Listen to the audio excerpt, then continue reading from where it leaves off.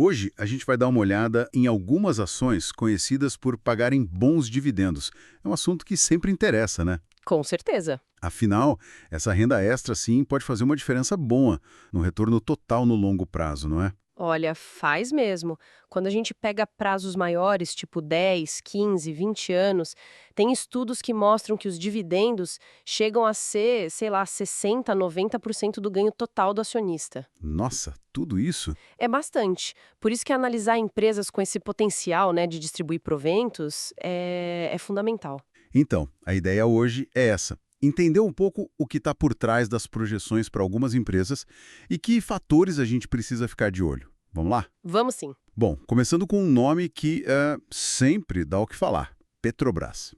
Os levantamentos que a gente fez indicam projeções de dividend yield? Que é o dividendo pela cotação, né? Isso. Acima de 10% para este ano e para o próximo. Isso mesmo com a ação ali perto dos R$ 32. O que explica essa expectativa tão alta, hein? Então, a percepção geral do mercado, assim, é que a empresa ainda está barata, sabe? E tem uma vantagem competitiva global muito forte no custo de extração de petróleo. Hum, Aí essa projeção de 11% para agora e quase 13% para 2025, ela se baseia na política de remuneração que eles chamam de recorrente, que é distribuir 45% do fluxo de caixa livre. o dinheiro que sobra, né? Basicamente. Exato, depois de investir. E olha, se a empresa resolver fazer pagamentos extras, esse número pode ser até maior, viu? Entendi. Mas e os riscos? Porque assim, parece bom demais, né? Sempre tem o outro lado. Sempre tem, claro. Não dá para esquecer que, bom, preço do petróleo e câmbio são coisas que a Petrobras não controla, né? Pois é. É um ponto para ficar sempre atento. Faz todo sentido. Bom, saindo um pouco de Petrobras e olhando para os bancos, Itaú também aparece bem, né? Com algo entre 7% e 8% de yield esperado. Sim, Itaú tá no radar. Mas ouvi dizer que tem um detalhe importante sobre qual ação olhar: ITUB 3 ou ITUB 4. Como é isso? Tem sim, e é um ponto bem relevante para quem foca em renda, sabe? A diferença entre ITUB 4, que é a preferencial, e a ITUB 3, a ordinária. Ah, tá. A ITUB 3, pelos dados de mercado, está negociando num preço um pouco menor, ali por volta de R$ 33. Já a ITUB 4 está mais para R$ 37. Uhum. Como as duas recebem o mesmo valor de dividendo por ação, a ITUB 3, por ser mais barata, acaba oferecendo um dividend yield maior, algo perto de 8,1%. Ah, entendi a lógica. Então, para quem quer maximizar a renda com o capital investido, a ITUB 3 parece mais interessante agora. E ainda falando de bancos, Santander aparece com uma expectativa de yield entre 6% e 7%.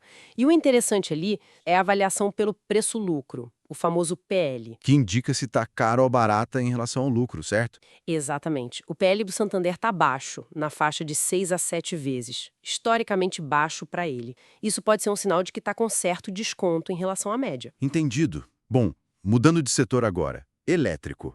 Quase um clássico para quem busca dividendos. Copel está com umas projeções bem altas, né? Acima de 10%. O que está acontecendo lá? A Copel é um caso interessante. Ela passou por uma privatização recente e soltou uma nova política de dividendos bem agressiva, digamos assim. Payout mínimo de 75%. 75% do lucro? Uau! É bastante. E além disso, eles têm uma meta clara de reduzir a alavancagem. A dívida em relação à geração de caixa, né? Isso, a relação dívida líquida EBITDA. A meta é chegar em 2,8 vezes em 24 meses. Tá, e como essa meta de dívida se liga aos dividendos? Não parece meio contraditório? Pagar muito dividendo e querer reduzir dívida? É aí que está a leitura do mercado. Uma forma de chegar nessa meta de desalavancagem mais rápido seria distribuindo dividendos extraordinários bem fortes. Ah, entendi. Para reduzir o patrimônio líquido e ajustar o índice. Basicamente. As projeções, por isso, apontam para um yield médio ali na casa dos 10,2% entre 2025 e 2028. Mas, um alerta importante. A ação já subiu muito. Verdade, quase 50% do ano, né? Exato. Então, parte dessa expectativa toda pode já estar no preço, sabe? Tem que ter cautela. Certo, cautela é sempre bom. Ainda no setor elétrico, falaram de Equatorial também, mas parece que é um perfil diferente. Completamente diferente. Equatorial é outra história. Ela historicamente paga um percentual baixo do lucro, tipo 25%. Isso dá um yield mais modesto, 2 a 3%. Então qual é a tese ali? A tese é muito mais focada em crescimento da empresa, sabe? E no retorno total para o acionista, que algumas casas projetam como IPCA mais 10% ao ano. Não é dividendo alto agora. São estratégias bem distintas dentro do mesmo setor elétrico. Entendi, ficou claro. Bom, para a gente fechar essa rodada de destaques, tem a Caixa Seguridade. Qual o principal ponto dela para quem busca dividendo? A palavra aqui, eu diria, é previsibilidade. O grande foco da Caixa Seguridade é o seguro habitacional, muito ligado aos financiamentos da Caixa Econômica, né? Ah, sim. E são contratos longos, 10, 20, 30 anos. Isso gera receita bem recorrente e com tendência de crescimento. E isso é diferente de outras seguradoras, tipo o BB Seguridade. Sim, o risco é visto como menor. BB Seguridade, por exemplo, tem mais exposição ao seguro rural, que é bem mais cíclico, depende de safra, clima. Faz sentido. Essa previsibilidade maior da Caixa Seguridade até justificaria ela negociar com múltiplos um pouquinho mais altos. A projeção de yield para 2025 está na casa dos 9%.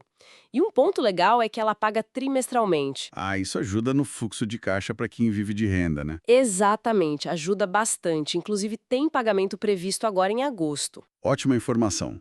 Então, resumindo o que a gente viu, um cenário bem variado, né? Petrobras com yield alto, mas aquele risco do petróleo. Isso. Itaú com a diferença entre ITUB 3 e ITUB 4, que pode otimizar o yield. Copel com a promessa pós-privatização, mas o preço já esticou. Exato, tem que olhar o preço. Equatorial, mais para crescimento, e Caixa Seguridade com aposta na previsibilidade. Perfeito, mostra bem como é crucial não olhar só o número do dividend yield projetado, né? Tem que ver se o pagamento é sustentável, quais os riscos de cada negócio, cada setor, e claro, se o preço atual já não embutiu tudo isso. Com certeza. Pensando nesses perfis tão diferentes que a gente conversou, umas com yield maior e mais risco, outras mais estáveis, outras que focam em crescer primeiro, como você costuma analisar e pesar esses fatores ao montar uma carteira para renda passiva?